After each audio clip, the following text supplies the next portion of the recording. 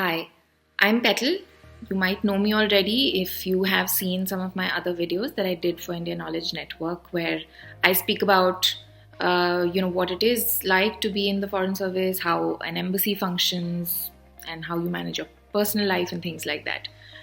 So many comments and questions came up when those videos were released, and while I was able to answer some questions in the comment section itself, there were a couple of questions which I think require a whole new video. So here I am once again talking to you about the Foreign Service.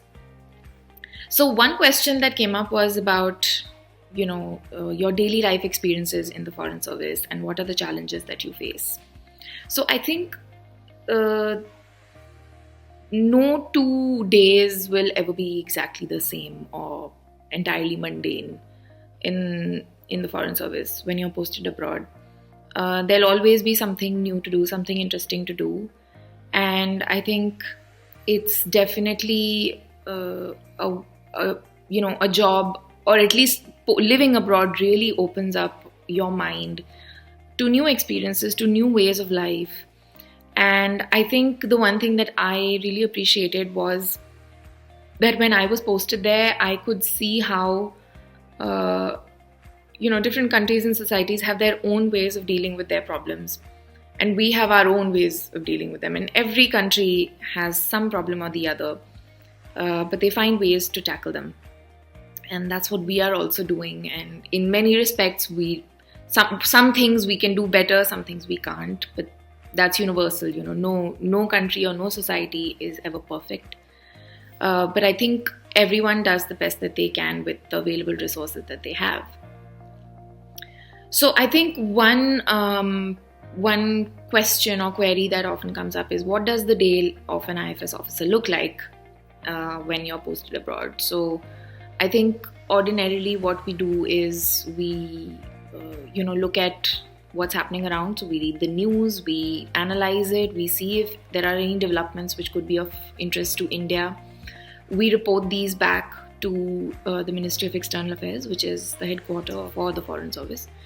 And we also, analyze if these developments could get us best practices, if there's something that we can learn from there.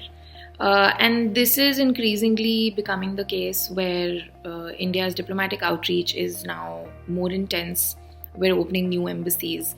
So there's always a lot to learn from these countries. And I think that is a very important job of Foreign Service officers. It's to have their ear on the ground, to understand what's happening, to analyze it, and see how it could be useful for India.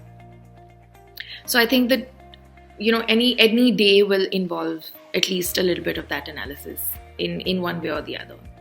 But generally, I think you could summarize it this way, that we go to office, we read up reports, we see what's happening around, we keep up with the news, we make reports about these things and how some of these things could be useful or harmful for India.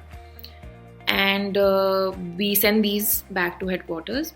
And then at some point, there will always be some sort of event to attend. For example, there'll be a conference, or there'll be a meeting, or there'll be a meeting with our, with representatives from the host country, where we sort of interact with them and try to understand from them what their position vis-a-vis Indian foreign policy is, and we explain to them what our policy on various issues are. And these happen in different ways. So we interact with many ministries over a period of time in those host countries. Mostly it's the foreign ministry, but we do get to interact with the others as well, particularly their finance ministry.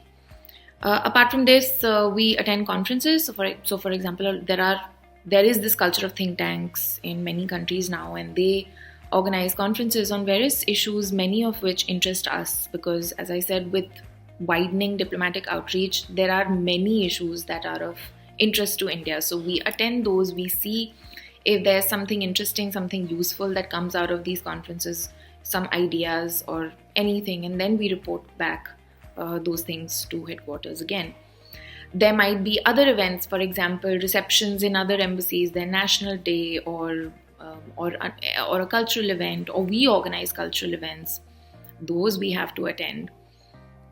So I think that's what daily life looks like. Many a times these reports and these reports could be 2-page reports or even 20-page reports. But I think the really precise, succinct ones are the ones that get you a lot of appreciation and attention, because nobody, I don't think anyone in this day and age has the time to flip through 20 pages. Everyone is looking for very clear to the point analysis. So I think those skills really come handy when you're in the foreign service. So yeah, that's what it's like. And if you happen to be in the consular section, then you actually have a lot of public engagement. So you're every day you're helping out, Indians in distress. Someone has lost their passport, or someone has some issue with their visa, or something of that sort. So we help them out, and particularly at this time, many embassies are helping out Indians who are stuck abroad and are not able to come back home because of the lockdown. So that's what daily experience is like.